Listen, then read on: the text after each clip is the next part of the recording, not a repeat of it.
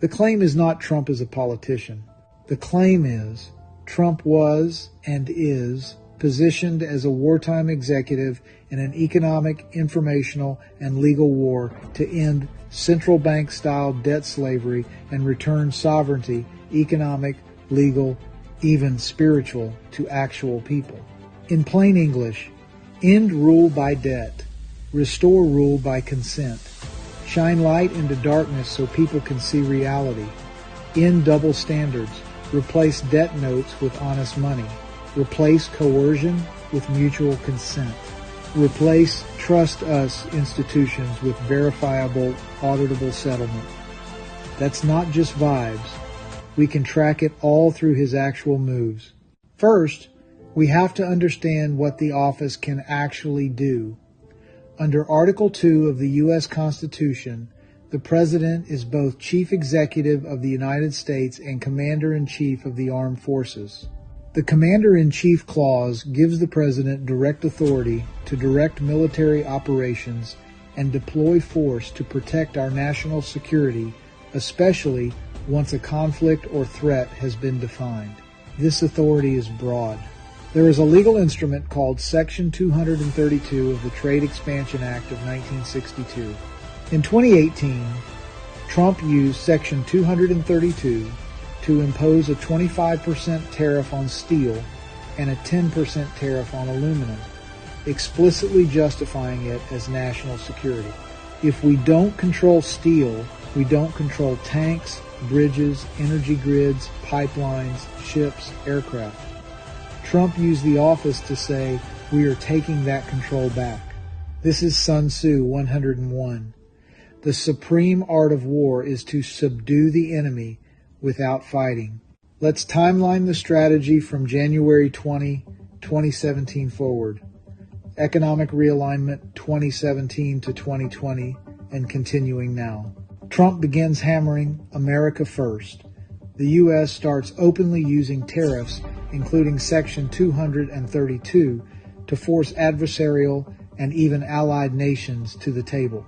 Tariffs are reframed as a replacement for hidden taxation of U.S. workers.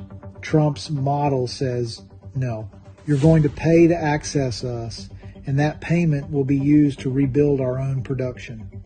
That is de facto economic insurgency against the debt for labor slavery model. What happens when corruption, foreign influence, cartel money flows, and organized global trafficking networks are defined not as political controversies, but as national security threats? Answer: those things now fall under military purview, intelligence purview, and wartime continuity authorities. This is key to understanding the Q posts as a psychological informational battle space element.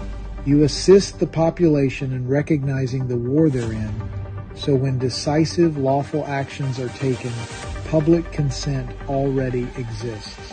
That's asymmetric warfare through disclosure, not tanks in the street. Let's connect sovereignty and money, because this is where XRP plus XRPL and trustlessness come in. For 100 plus years, control of money equals control of nations. Central banking structures create currency as debt, lend it into existence, and then make you work your entire life to pay back interest on money that was fabricated. You replace just trust us money with prove it money, every unit accounted for, every movement auditable, instant settlement, no middle priesthood skimming 2%, 5%, 20% forever. That's what you mean by trustlessness. You don't have to trust an institution because the ledger itself enforces honesty. If corruption, money laundering, human trafficking, and foreign capture are defined as national security threats, then the President as Commander-in-Chief is within his Article 2 lane to direct operations to identify, disrupt, replace the infrastructure that enables those threats. The end state is one set of books, one set of rules, mutual consent, not coercion. Because once you lock value transfer to transparent math and mutual consent, you end secret bribes, off-ledger wars, laundering networks, That is justice for all. Sun Tzu says, know yourself. Know your enemy. Attack strategy, not armies. Win the war before the people even realize a battle was fought. Don't engage the enemy at full strength where there's strong legacy media, captured courts, supranational banking. Q's core repeated themes. These people are stupid. Trust the plan. We are giving it back to you, dark to light. Q acts as narrative air cover for a multi-year psychological and legal operation to transfer power back to we the people, not just theoretically, but operationally. The plan is to build bridges to trustlessness based on the highest moral law, mutual consent. You cannot have mutual consent when one side is lied to. So, reveal fraud, consent is reset, illegitimate power structures lose their cloak, sovereign people regain standing. Because you can't dismantle a global parasitic system quietly. From 2017 to now, what have we watched? Trade wars, tariff wars, currency wars, media wars, censorship wars, information ops, lawfare, indictments, non-stop attempts to criminalize one man's existence. When advisors and opponents are fighting in public about whether a president has plenary authority over the military domestically, they're arguing over, can the executive legally use military authority to restore order if civilian institutions are captured or corrupted? That is the end game in any continuity of government wartime power scenario.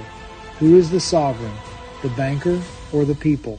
And the oath, critically, is sworn to the Constitution, not to a party, not to a bureaucracy, not to a global cartel.